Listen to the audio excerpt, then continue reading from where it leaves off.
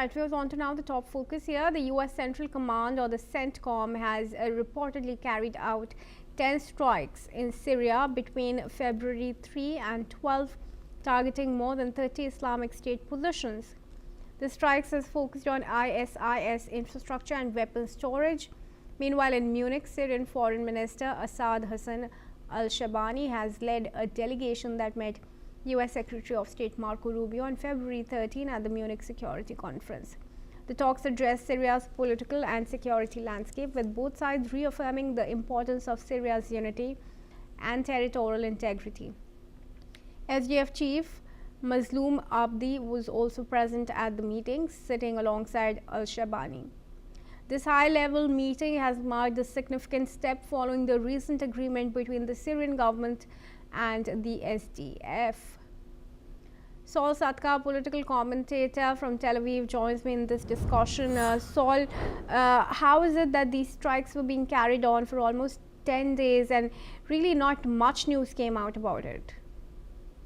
Yeah, well, you wouldn't expect much news to come out about it except via the Americans who are conducting the strikes, because after all, people are attacking ragtag terrorists living on the edge of the desert. So not much news comes out of that unless the Americans tell us it's happening. We would expect this to continue indefinitely, essentially, because the ISIS threat is never going to be completely removed. That part of the world has been the source of random violence and chaos for pretty much the entirety of human history, and nothing will change immediately. But the critical aspect for the Americans in the region is to maintain a level of stability, to particularly allow what they hope to see in Syria, which is a rebuilding, to begin, and also to protect the Jordanian monarchy from any kind of jihadi infiltration.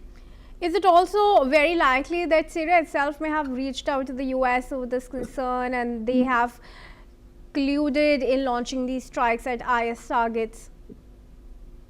Oh, that's an interesting idea. I don't know. It's nothing in the press release from the CENTCOM mentions anything like that, but it's possible. Certainly, while some accuse Jolani of being himself aligned with ISIS, it does increasingly likely that he is no longer aligned with them, although he was, of course.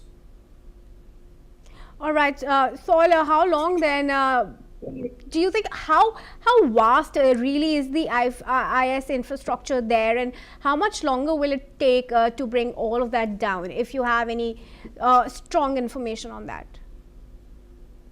It is believed there are still a few thousand ISIS fighters in the Syrian desert, mostly.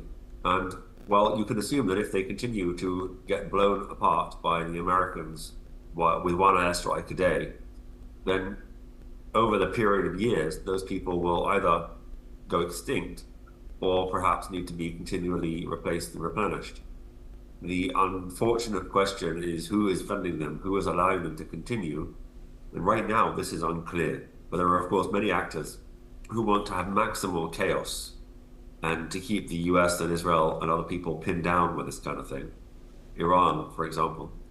Although Iran, of course, disclaim any kind of responsibility for ISIS and consider them, at least ostensibly, as enemies.